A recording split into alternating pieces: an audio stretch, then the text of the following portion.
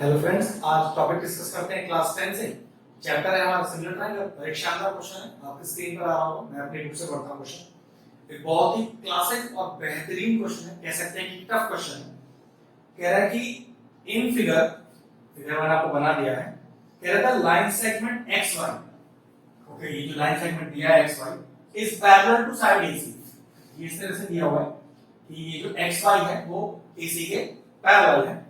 कह रहा है कि it divides the triangle into two parts of equal area. Okay, ये जो लाइन एक्स वाई है ये इस ट्रायंगल को दो बराबर हिस्सों में बांट देती है जिसका एरिया बराबर है। ठीक है, पहले गिवन देखो, मैं प्रॉपर्ली लिख रहा हूं कि in triangle A B C ये जो एक्स वाई है ये पैरेलल है एसी के। पहले तो गिवन है, और दूसरा क्या कह रहा है कि ये जो लाइन एक्स वाई है वो इस ट्रायंगल को दो बराबर हिस्सों में बांट रही है और दोनों का एरिया बराबर है। तो ये वाला हिस्सा देखना क्या है, ये जो ट्रायंगल है बी एक्स वाई और बराबर एरिया किसका, ये देखना। ये क्या है, ये तो एक क्वाड्रिलेटरल है आपका।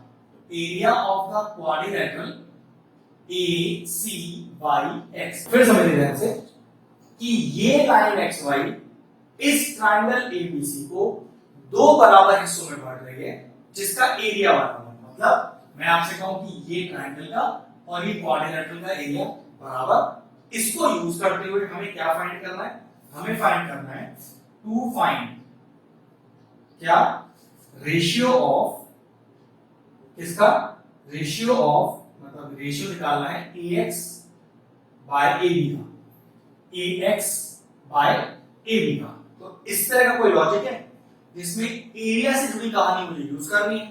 लेकिन दिक्कत है ये एरिया ऑफ द क्वाड्रिलेटरल तो कोई लॉजिक ही नहीं है हमारे पास।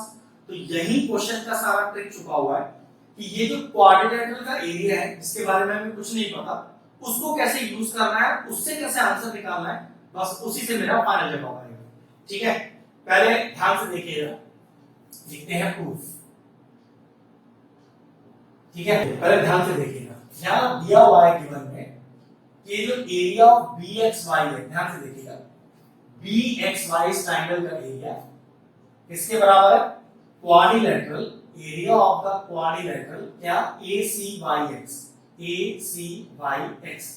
लेकिन इस quadrilateral A C Y X से तो कोई हमें लेना देना ही नहीं है। अब देखिए इसका ट्रिक क्या है, क्या इस quadrilateral A C Y X का एरिया इस तरह से लिखा जा सकता है, ध्यान से देखिएगा, इसका एरिया क्या है, पूरे ट्रायंगल के एरिया में से अगर ये वाला एरिया माइनस कर दूं ट्रायंगल का तो मेरे ख्याल से क्वाड्रिलेटरल का एरिया ही बनेगा। ध्यान से देखिए, तो area of B X Y is equal to area of triangle ABC minus area of triangle B X Y. फिर समझ लीजिए, मैंने इस क्वाड्रिलेटरल के एरिया को निकालने के लिए पूरे ट्रायंगल का एरिया ले लिया और उसमें से ये वाला ट्रायंगल माइनस कर दिया, तो पक्की बात है क्वाड्रिलेटरल का एरिया ही निकला। लेकिन अब मेरे पास तीनों एरिया ट्रायंगल की फॉर्म में आ गए, बस इतना ही क्वेश्चन का ट्विस्ट है।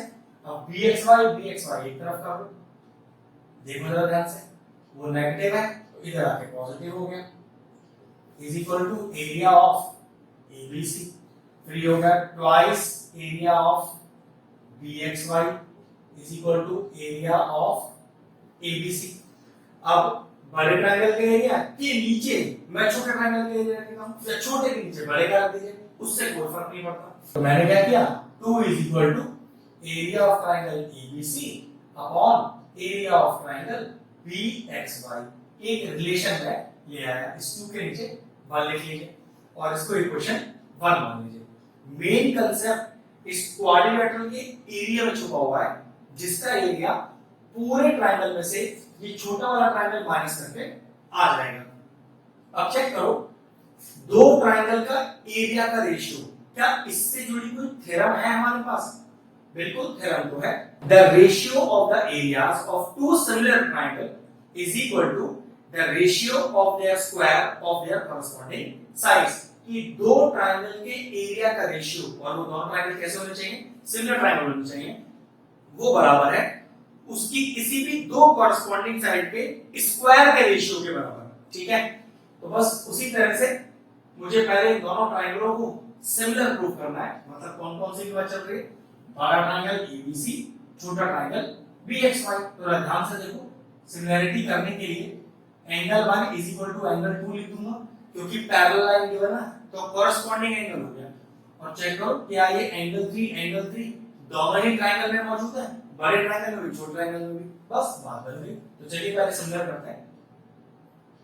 इन ट्रायंगल नाम लिखिए, बड़ा ट्रायंगल एबीसी और छोटा ट्रायंगल बीएक्सवाई। तो नाम यहां पर भी है, यहां से भी देख सकते हो, बड़ा ट्रायंगल एबीसी और छोटा ट्रायंगल बीएक्सवाई। और ध्यान रखिएगा, सिमिलैरिटी करते समय ट्रायंगल के नाम का ऑर्डर कोई मैटर नहीं करता है। ये बात हम कॉन्ग्रुएंसी करते समय यूज करते हैं। तो यहां नाम आप ट्रायंगल का कुछ भी आगे पीछे करके लिख सकते हैं। तो पता चला angle 1 is equal to angle 2। और रीजन क्या क्या लिखेंगे? Corresponding angle. क्यों? आपको एक्स वाई और एसी पैरेलल गिवन था क्वेश्चन में, तो corresponding angle. Next angle 3 is equal to angle 3। दोनों में ही कॉमन है, बड़े ट्रायंगल में भी छोटे ट्रायंगल में भी। और किसी दो ट्रायंगल में अगर दो एंगल्स आपस में बराबर मिल जाए तो ट्रायंगल हो जाते हैं सिमिलर। तो triangle ABC similar to triangle BXY. Reason क्या लिखेंगे? A criteria. ये लिखिए, ट्रायंगल हो गए सिमिलर, पहली कंडीशन तो क्लियर हो गई। अगर ट्रायंगल सिमिलर हो गए तो इन दोनों ट्रायंगल्स के एरिया का रेशियो इनकी कॉरस्पॉन्डिंग साइड के स्क्वायर के रेशियो के बराबर हो जाएगी। बस तो देखिए, एरिया ऑफ ट्रायंगल एबीसी, ऊपर बड़ा ट्रायंगल रखा है, नीचे छोटा वाला रख लिया है मैंने। आप ऊपर छोटा नीचे बड़ा रख सकते हैं, उससे कोई फर्क नहीं पड़ेगा। ध्यान से देखिए, तो कॉरस्पॉन्डिंग साइड कैसे ले? अब देखो ध्यान से, अगर मैं बड़े ट्रायंगल की बात करूं तो अब मैं ले लेता हूं AB, और छोटे ट्रायंगल की बात करूं तो मैं ले लेता हूं BX। ऐसा क्यों ले रहा हूं मैं? भाई मुझे AX और AB का कोई रिलेशन चाहिए ना, इस वाली साइड का, इस वाली साइड के स्क्वायर लेके चलता हूं। तो ABC ट्रायंगल के लिए मैंने AB लिया, उसका स्क्वायर, और BXY ट्रायंगल के लिए मैंने BX का स्क्वायर ले लिया। और पूरे थ्योरम आ जाएगा यहां पर। क्या आएगा? The ratio of the areas of two similar triangles is equal to the ratio of the squares of their corresponding sides। ठीक है, अब जरा ध्यान से देखो, area of ABC upon area of BXY. Direct इसका मुझे वैल्यू कितना पता है? 2/1। तो यहां पर मैं क्या लिख दूं? 2/1 लिख दूंगा। चलिए यहां लिख दिया मैंने 2/1, और इसे क्या लिख दिया? AB बाय BX का होल स्क्वायर।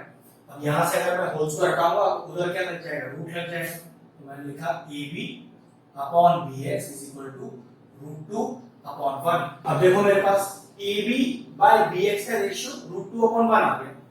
पहली बात तो मुझे AX बाय AB चाहिए, AB डिनोमिनेटर में चाहिए, तो उसकी टेंशन मत लो, AB डिनोमिनेटर में तो कभी भी आ जाएगा। वो कैसे? देखो, अगर आप AB डिनोमिनेटर में चाहते हो रेसिप्रोकल में बोथ साइड्स कर दो। ये लो, ये तो कोई कभी भी कोई टेंशन का चीज ही नहीं है। ये देखिए आ गया। लेकिन अभी भी प्रॉब्लम है, AB डिनोमिनेटर में, लेकिन न्यूमरेटर में चेक करो आपको क्या चाहिए। न्यूमरेटर में तो आपको AX चाहिए, जबकि आपके पास तो BX है। ट्विस्ट है यहां पर। अब देखो मैंने क्या किया, दोनों फ्रैक्शंस को 1 में से माइनस किया। अब कभी कभार कुछ चीजें ऐसी भी होंगी जो आपको ध्यान रखनी पड़ेगी, क्योंकि ये एक सिमिलर ट्रायंगल का एक टफ क्वेश्चन है, तो बहुत सारी चीजें नई सीखने को मिलेंगी। तो ध्यान रखो, ये मैंने क्यों किया, इसका जवाब आपको अभी मिल जाएगा, क्योंकि मेरा इससे आंसर आ जाएगा। तो ये छोटे छोटे ट्विस्ट की, मुझे 1 में से दोनों को माइनस करना है, दोनों साइड 1 ऐड करना है, ये क्वेश्चन देख के हमें जजमेंट होता है कि क्या करना चाहिए।